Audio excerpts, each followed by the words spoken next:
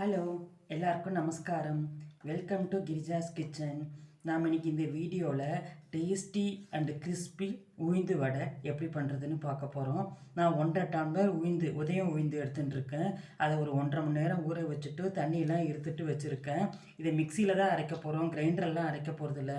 மிக்சியில் எப்படி அரைக்கணும்னா, இப்போ 1.5 மணி நேரம் ஊற வச்சு தண்ணி எடுத்து வச்சுருக்கேன் இல்லையா, ஒரு கிளாஸு கொஞ்சமாக ஐஸ் வாட்டர் வச்சு ஒரே தடவை ஓவர் பல்ஸ் போட்டோம்னா ஹீட் ஆகிடும் மிக்ஸி.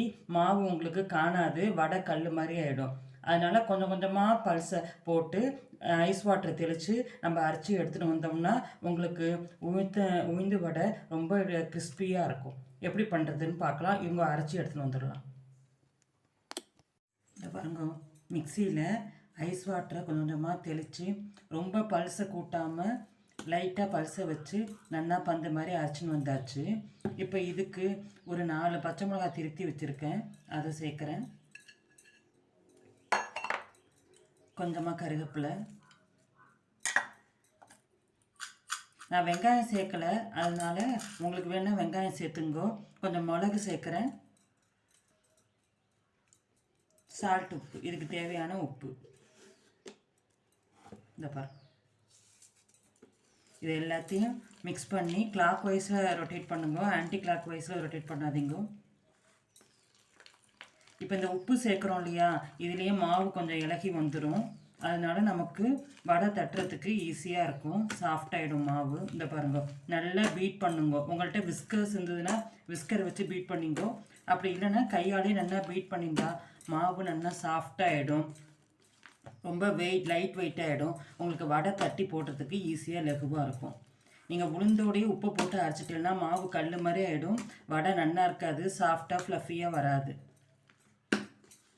இப்போ வடை போட வேண்டியதுதான். இந்த பாருங்க, எண்ணெய் காஞ்செடுத்து நாம் இப்போ வடை போட்டுடலாம்.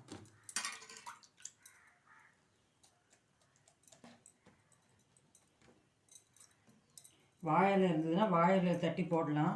அப்படி இல்லைன்னா நீங்கள் ஏதாவது பிளாஸ்டிக் கவர் அது மாதிரி வச்சுக்கலாம்.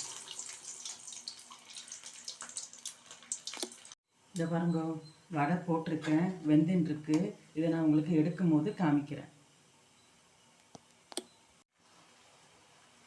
இதை பாருங்க, வடை நல்லா 2 பக்கமும் கரகரன்னு வெந்தெடுத்து எவ்வளோ கலராக கிறிஸ்பியாக இருக்குது பாருங்க. இப்போ நாம் இதை எடுத்துடலாம். இந்த மாதிரி நீங்கள் கிரைண்டரில் அரைக்கணுங்கிற அவசியமே இல்லை. மிக்சியில் கொஞ்சம் ஐஸ் வாட்டரை யூஸ் பண்ணி அரைச்சனாலே உங்களுக்கு வடை நல்லா புசு புசுன்னு கரகரன்னு நல்லா இருக்கும். நீங்களும் உங்கள் இடத்துல இந்த மாதிரி ட்ரை பண்ணி பார்த்துட்டு எனக்கு கமெண்ட்டில் போஸ்ட் பண்ணுங்க. I hope you all like this video. Thank you.